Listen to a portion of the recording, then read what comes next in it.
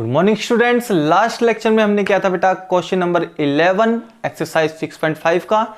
जिस स्टूडेंट ने वो लेक्चर नहीं देखा तो प्लीज आई बटन पे क्लिक करके वो क्वेश्चन जरूर देख लो, क्योंकि वो मोस्ट इंपोर्टेंट क्वेश्चन है एक्सरसाइज का। तो चलिए चलते हैं इस बार क्वेश्चन नंबर 12 की तरफ और देखते हैं इसमें क्या पूछा गया है। आपकी स्क्रीन पे नजर आ रहा होगा क्वेश्चन नंबर 12। देखिए बेटा क्वेश्चन नंबर 12 में क्या दिया हुआ है। 2 poles of height 6 meter and 11 meter stands on a plain ground। तो ये कह रहा है कि ये तो आपके पास हो गया बेटे प्लेन ग्राउंड, ये आपके पास है प्लेन ग्राउंड। इस प्लेन ग्राउंड पे 2 पोल्स खड़े हुए हैं, एक की हाइट है 6 मीटर, दूसरे की हाइट है कितनी 11 मीटर। तो मैंने कहा था कि एक तो ये पोल है बेटा जिसकी हाइट है 6 मीटर और नाम दे दे बेटे मैंने इसमें ए और बी, और दूसरा पोल है बेटे आपके पास 11 मीटर हाइट का, 11 मीटर हाइट का, इसका नाम मैंने दे दिया बेटा सी डी। ठीक है, तो ये 2 पोल हो गए आपके पास 11 मीटर और 6 मीटर हाइट के। और ये आपको बता दूं ये पॉइंट इस पोल का बेस पॉइंट है जिसको हम फुट ऑफ द पोल भी कह सकते हैं, और इसी तरीके से ये पॉइंट फुट ऑफ द पोल है इस सी डी पोल का।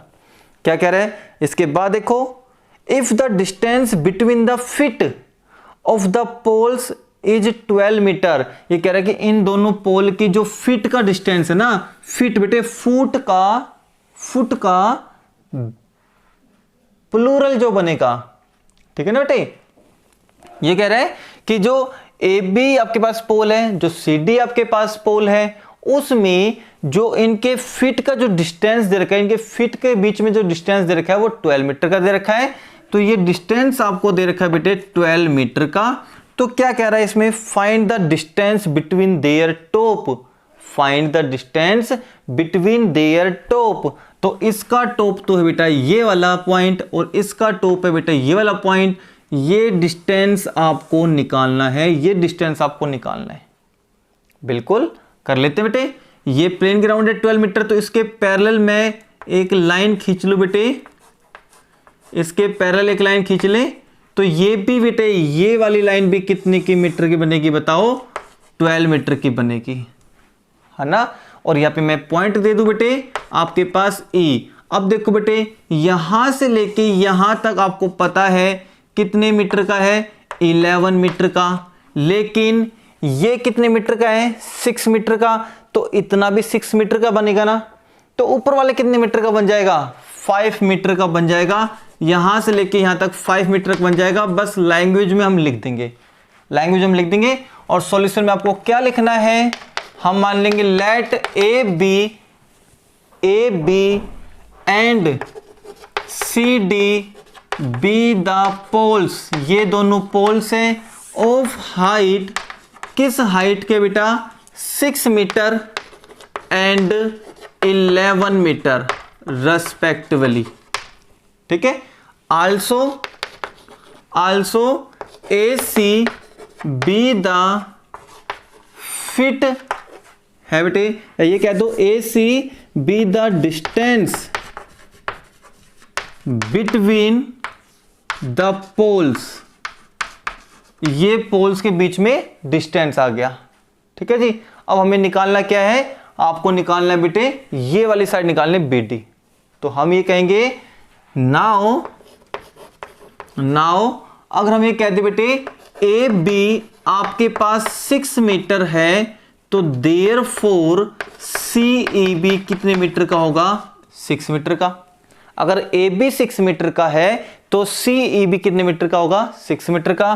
तो देयरफॉर डी ई कैसे निकालोगे, डी ई चेक करो, डी ई कैसे निकालोगे, कंप्लीट में से, कंप्लीट कौन सा बेटा सी डी में से माइनस कर दो सी ई आ जाएगा।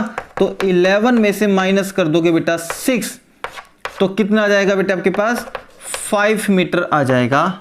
ये वाला आ गया आपके पास 5 मीटर। बस ये था। अब आप लेके चलो बेटा यहां पे 90 डिग्री, तो यहां पे ऑब्वियसली 90 डिग्री बनेगा। तो आप लेके चलोगे इन राइट ट्रायंगल, ट्रायंगल कौन सी ले ले बेटे, बी ई डी, BED, तो क्या बनेगा, हाइपोटेन्यूज का square is equals to base का स्क्वायर प्लस परपेंडिकुलर का स्क्वायर। बस ये बन गया। ये आपके पास दे रखे बेटे 12 और ये दे रखा है आपके पास बेटे 5, ये बन जाएगा 144 और ये बन जाएगा बेटा 25, ये बन जाएगा 169 169। तो यहाँ पे हम बनेगा बेटे, यहाँ से स्क्वायर हटाओगे तो लग जाएगा अंडर रूट और ये बन जाएगा BD की वैल्यू 13 मीटर। तो डिस्टेंस बिटवीन देयर टॉप, तो क्या लिखोगे यहाँ पर, therefore the distance between their top is 13 metres. ये आपका फाइनल आंसर। ये था क्वेश्चन नंबर आपका 12। अगले क्वेश्चन की तरफ चलते हैं बेटा, लेट्स हैव ए लुक।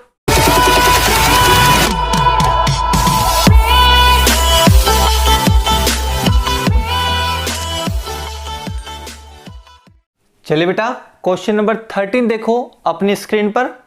क्या कह रहा है बेटे 13 में, D and E are the points on the side CA and CB respectively। दोनों अलग अलग पॉइंट है इन दोनों साइडों पर of a triangle ABC right angle at C। तो बना ले बेटा एक राइट एंगल ट्रायंगल बना ले। तो ध्यान से देखो बेटा, ये कोई मैंने राइट एंगल ट्रायंगल बना ली, राइट एंगल कह रहा है बेटा C पर, तो बाकी दोनों साइड रख लो बेटे A और B। अब देखो क्वेश्चन को फिर से पढ़ो, क्या कह रहा है, क्वेश्चन को पढ़ो। D and E are the points on the side CA। CA पे कोई पॉइंट है, तो यहां पॉइंट मैंने ले लिया D, ये तो CA पे है, और A पॉइंट है ऑन द साइड CB पे कोई पॉइंट है बेटा E, ये कोई पॉइंट है इस साइड पर। ठीक है, या तो कोई पॉइंट हो गया। अब क्या कह रहे हैं बेटे, प्रूव डेट AE का होल स्क्वायर। तो AE का होल स्क्वायर ये ज्वाइन कर दूं बेटे, AE का होल स्क्वायर, एक तो ये ज्वाइन कर दिया। तो राइट एंगल ट्रायंगल आपको दिखाई दे रही है, ACE राइट एंगल ट्रायंगल दिखाई दे रही है, बिल्कुल। तो टू प्रूव हमें क्या करना है, टू प्रूव करना है बेटे AE का होल स्क्वायर। अब तक तो आपके पास समझ में आ गई होगी, एक राइट एंगल ट्रायंगल तैयार हो चुकी ACE, एक राइट एंगल ट्रायंगल तैयार हो चुकी है आपके पास ACE। चलो मैं यहां लिख देता हूं, वहां पे तो दिखाई नहीं दे रहा होगा। एक ट्रायंगल आपके पास तैयार हो चुकी है बेटा ACE। ठीक है, चलो दूसरी क्या ट्रायंगल तैयार हो चुकी है बेटा, प्लस BD का स्क्वायर प्लस BD का स्क्वायर। एक राइट एंगल ट्रायंगल आपको दिख रही होगी बेटे BCD, ध्यान से देखोगे तो दिखेगी BCD, हाइपोटेन्यूज का काम करे ना BD।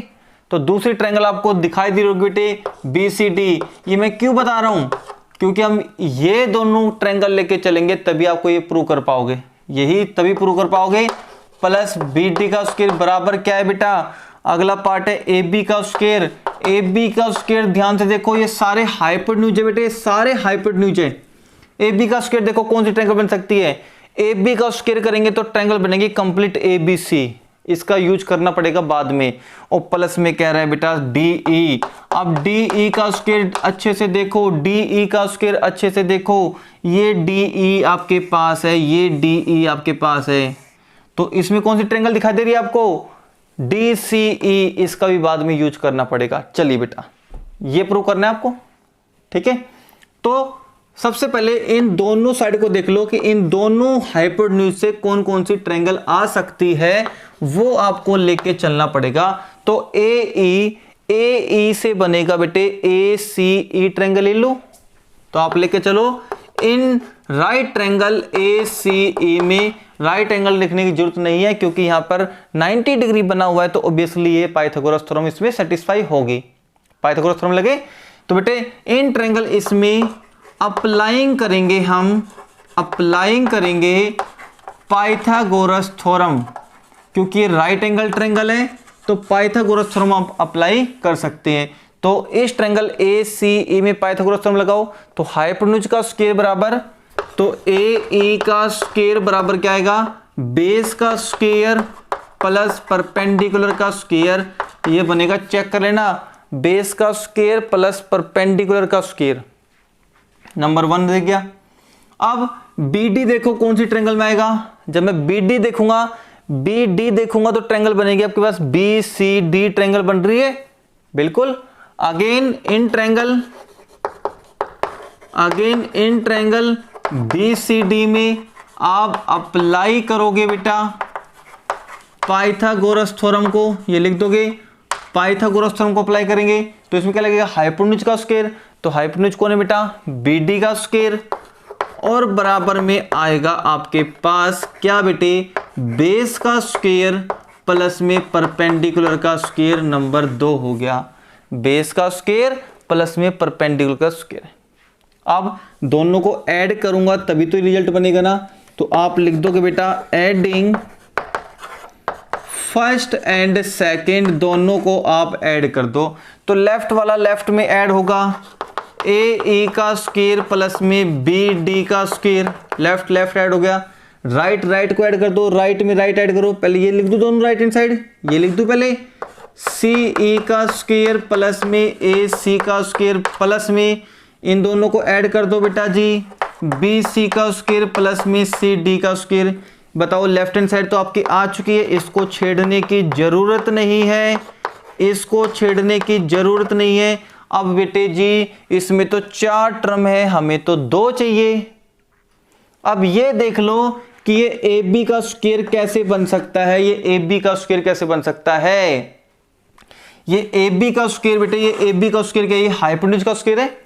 बड़ी वाली ट्रायंगल देखो बेटे ACB, बड़ी वाली ट्रायंगल में देखो, ट्रायंगल ABC में देखो, हाइपोटेन्यूज का स्क्वायर किसके बराबर आएगा, बेस का स्क्वायर यानी BC का स्क्वायर प्लस में AC का स्क्वायर हो, तुम AB का स्क्वायर लिख सकते हैं ना, AB का स्क्वायर लिख सकते हैं ना, बिल्कुल।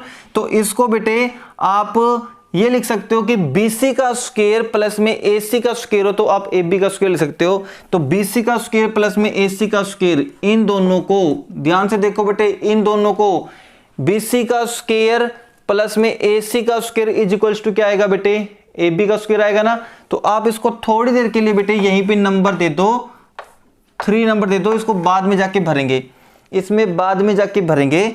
अभी यहाँ पे क्योंकि कंफ्यूज रहेगा बेटे कि डायरेक्ट कैसे यूज कर दिया, डायरेक्ट कैसे यूज कर दिया सर, वो भी कंफ्यूज रहेगा, है ना।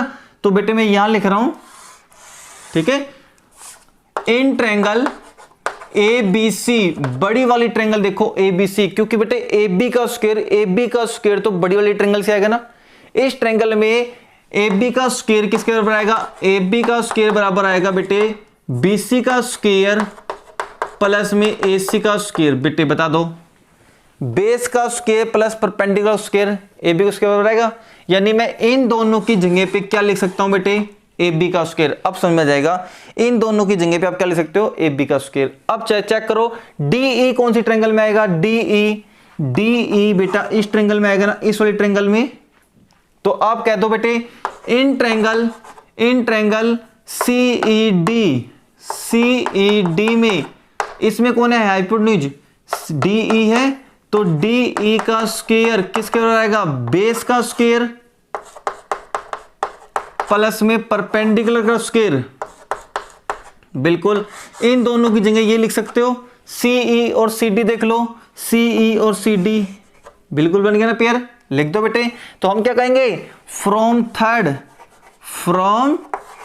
थर्ड में आ जाओ, यहां पे आ जाओ, लेफ्ट हैंड साइड तो एज इट इज लिख दो, AE का स्क्वायर प्लस में BD का स्क्वायर बराबर, अब आ जाओ बेटा CE प्लस में CE का स्क्वायर प्लस CD का स्क्वायर, CE का स्क्वायर प्लस CD का स्क्वायर क्या लिखा जा सकता है, DE का स्क्वायर, ये लिख दिया हमने DE का स्क्वायर, ठीक है।